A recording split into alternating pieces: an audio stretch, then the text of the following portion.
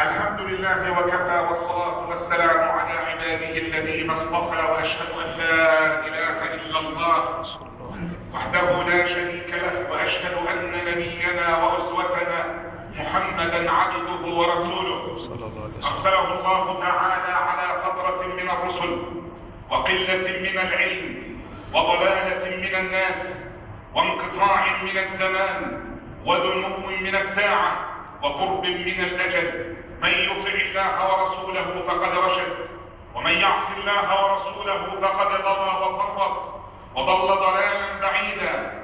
أيها الجمع الطاهر المبارك، بعدما هاجر النبي صلى الله عليه وسلم انظروا كيف تعامل مع الناس، وكيف قابله الناس، وكيف قال للناس، وماذا قال للناس، ليتعلم كل الناس أن الإسلام للكل وليس لأحد فقط بل للكل. يقول عبد الله بن سلام كما جاء في الحديث الصحيح، انظروا واعتقد أنكم ستفهمون ما بين السطور. دخل النبي، يقول دخل النبي صلى الله عليه وسلم المدينة فانجفل الناس قبله. انجفل أي أتوا إليه مسرعين، أقبلوا إليه مسرعين. وتعبير عبد الله بن سلام وكان على اليهودية، كان عالما من علماء اليهودية وهو يعرف كيف يتكلم.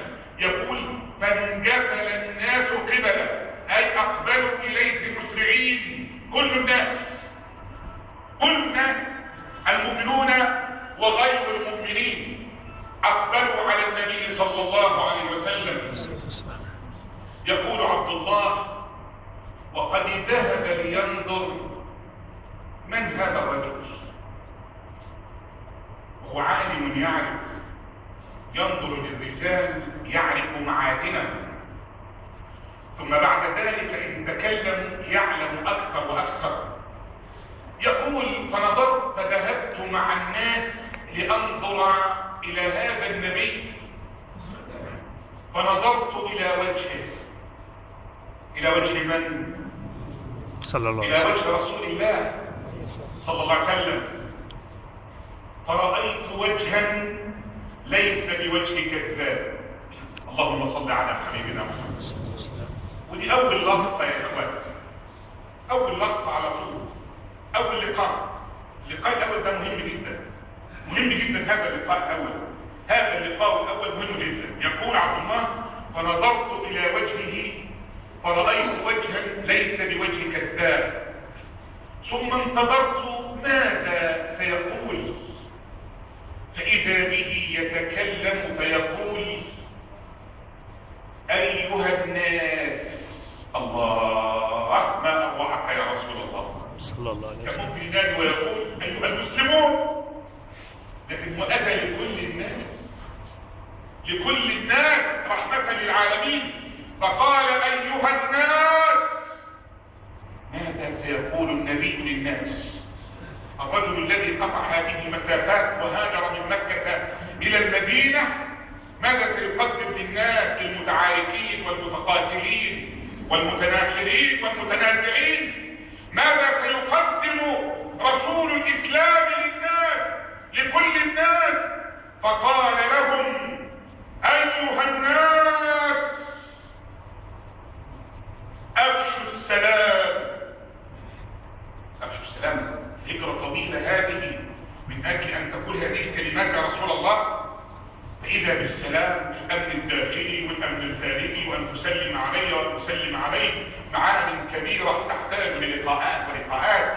فقال النبي أيها الناس أفشوا السلام، أطعموا الطعام، صلوا الأرحام، صلوا بالليل والناس نيام.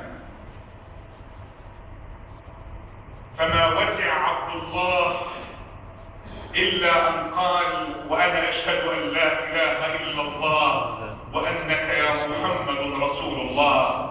أسأل الله جل وعلا في هذا المكان المبارك وفي هذا البيت المبارك وأمام هذه الوجوه المباركة ألا يجعل ذنبا إلا غفره. آمين. اللهم لا تدع لنا ذنبا إلا غفرته، آمين. ولا مريضا إلا شفيته، آمين. ولا ميتا إلا رحمته، آمين. ولا عيبا إلا سترته، آمين. ولا كربا إلا فرجته، آمين. ولا ضالا إلا هديته، آمين. ولا حائرا إلا أرشدته. آمين. اللهم تقبل توبتنا، آمين. اللهم أجب دعوتنا، اللهم تقبل توبتنا، أجب دعوتنا، استر علينا ولا تفضحنا، كن لنا ولا تكن علينا، انصر لنا ولا تنصر علينا، انكر لنا ولا تنكر بنا، آتي نفوسنا تقواها، زكها أنت خير من زكاها، أنت وليها ومولاها، أنت وليها ومولاها.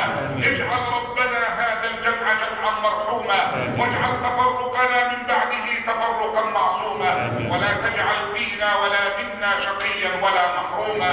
وآخر دعوانا أن الحمد لله رب العالمين، وصلى الله على نبينا محمد وعلى آله وصحبه وسلم.